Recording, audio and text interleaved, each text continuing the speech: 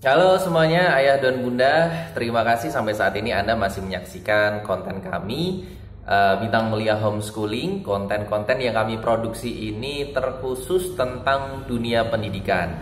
Tapi bukan hanya dunia pendidikan yang biasa-biasa saja. Kami ingin berbagi pengalaman, sharing cerita atau apapun lah ya, yang sekiranya itu nanti bisa memberikan wawasan bagi Anda dan juga keluarga terkait dengan bagaimana harusnya anak-anak itu menjalani kehidupan sekolahnya mereka ya. Saya nggak pengen nih karena anak-anak kita itu nanti tumbuh berproses melalui dunia pendidikan, tetapi dunia pendidikan yang salah. Yang salah ini saya maksudkan adalah dunia pendidikan yang mencekam. Dia seakan-akan itu nggak ngumpulin PR, nggak mengerjakan sesuatu itu harus selalu dapat hukuman, telat dan segala macamnya. Oke, itu untuk membangun disiplin sih. Tapi sebetulnya kalau kita mau ngajak anak-anak itu berubah, mengenalkan sikap disiplin, kerja keras, terus kemudian nggak menggantungkan diri dengan kawannya yang lain, dengan usahanya dia sendiri pokoknya. Sebetulnya ajakan-ajakan itu caranya adalah ada banyak cara dengan menggunakan ajakan yang sifatnya itu positif. Jadi bukan hanya melulu hanya hukuman. Sudah saatnya guru itu nanti mulai mengevaluasi anak-anak ini mengerjakan tugas yang saya berikan karena dia itu benar-benar penasaran, kepengen tahu, atau dia itu takut kalau saya hukum ya, atau alih-alih takut karena nilainya nanti di bawah KKM. Nah itu kan dua tujuan yang berbeda sebetulnya ya. Yang satu mengacu kepada ya sudah, yang penting pokoknya perintah ini selesai, saya tidak mendapatkan hukuman. Yang satunya lebih kepada kedewasaan pemahaman pikiran ya. Nah sebetulnya pendidikan itu mengarahkan anak itu yang ke arah yang kedua tadi itu. Makanya ini kami memberikan catatan, ada beberapa cara yang Anda bisa gunakan. Salah satunya adalah menggunakan kalimat positif untuk memberikan dorongan anak-anak supaya mau melakukan sesuatu bukan atas dasar keterpaksaan. Ya, coba kita lihat kalimat yang pertama atau perintah yang dia muatannya adalah positif. Contoh kalimatnya, oh, ternyata kamu punya pendapat yang seperti itu ya nak. Oke, bagus. Mama tampung deh. Nanti coba kita diskusikan sama papa ya. Nah, itu adalah kalimat yang nantinya dia bermuatan positif. Kemudian yang kedua, ingat, Anda itu perlu mengakui apa yang sudah dilakukan oleh anak. Mengakui prestasi juga boleh, mengakui karya itu juga boleh ya. Contoh kalimatnya adalah, berkat bantuan kakak akhirnya bunda bisa masak tepat waktu nih sebelum papa pulang kerja, ya kan? Itu artinya Anda itu mengakui bahwa bantuan yang dia berikan itu ternyata sangat bermanfaat untuk orang-orang serumah, kan gitu.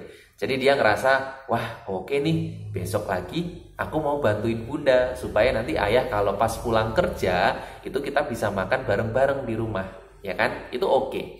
Coba yang ketiga kita lihat, ada kalimat yang dia bermuatan empati.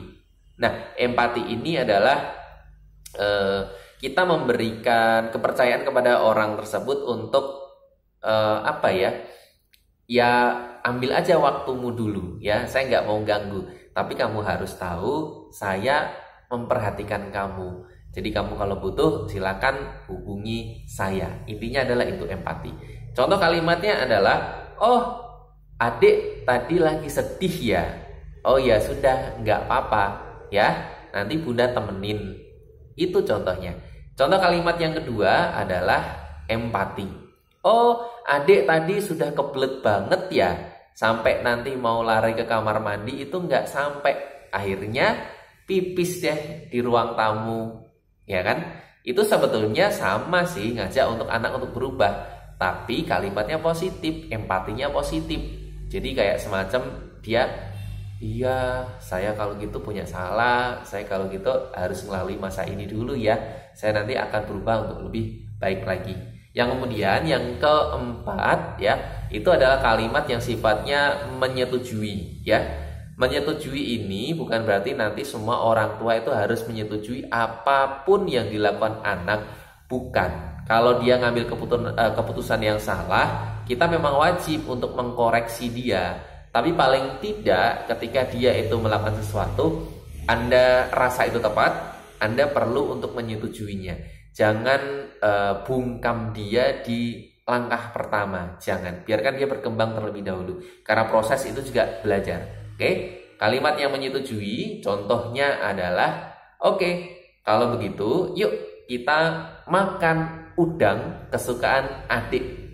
Ya kan? Menyetujui. Lalu kemudian kalau ternyata pas lagi di playground, misal dia lari atau apa, oke, adik silakan ke arah mainan yang sana, tapi hati-hati, pelan-pelan ya, jangan lari. Nah, intinya adalah anak ini boleh berpindah ke tempat permainan yang lainnya, tapi karena ini ramai, banyak anak-anak, atau mungkin khawatir nanti jatuh segala macamnya karena banyak mainan, dia nggak boleh lari, gitu aja sih ya. Jadi intinya adalah ada kalimat positif di sana. Yuk berikutnya, kemudian yang kelima, ini adalah kalimat yang sifatnya pujian. Contohnya, wah baju ini cocok ya dengan kakak, ya kan? Ya, artinya baju yang dia dipakai itu bagus. Kita mengapresiasi, kita memberikan pujian. Kemudian yang keenam, di sini adalah ada kalimat dorongan. Dorongan ini yang kemudian memunculkan semangat. Dia akan berubah jadi lebih baik. Dia akan melewati fase ini dengan penuh dengan percaya diri dan penuh dengan keyakinan. Contoh kalimatnya adalah, kakak itu sudah berusaha dengan keras. Mama tahu kok setiap malam kakak itu berusaha mengerjakan PR, berusaha untuk memahami materi-materi yang diberikan oleh guru. Nah, kalau ulangan kali ini masih mendapatkan 6, tidak apa-apa. Nanti mama temenin belajar ya.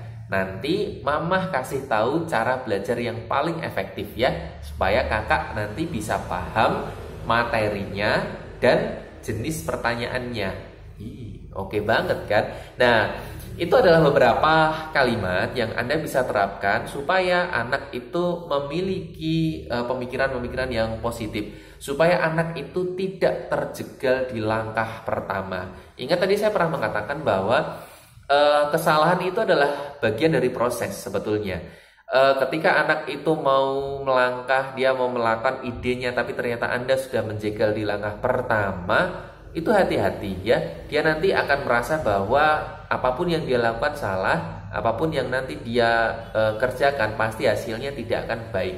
Padahal anak-anak itu sebetulnya idenya luar biasa, imajinasinya luar biasa. Hanya saja kita sebagai orang tua terkadang nggak mau untuk berpikiran ke arah sana dengan dalih bahwa orang tua itu kan orang yang sudah berpengalaman dari segi usia. Segala macam peristiwa, kejadian sudah pernah papa alami. Papa itu tahu banget, kamu harus ini, harus itu. Enggak kok, enggak. Anak itu mereka punya proses belajarnya sendiri-sendiri. Orang tua temenin saja. Orang tua pantau saja ya. Terima kasih, mari kita tunggu konten-konten berikutnya. Saya minta tolong dong ceritakan pengalaman Anda terkait dengan kalimat-kalimat yang positif ini tadi, khususnya untuk anak-anak, atau Anda mungkin sendiri punya pengalaman semasa-masa kecil.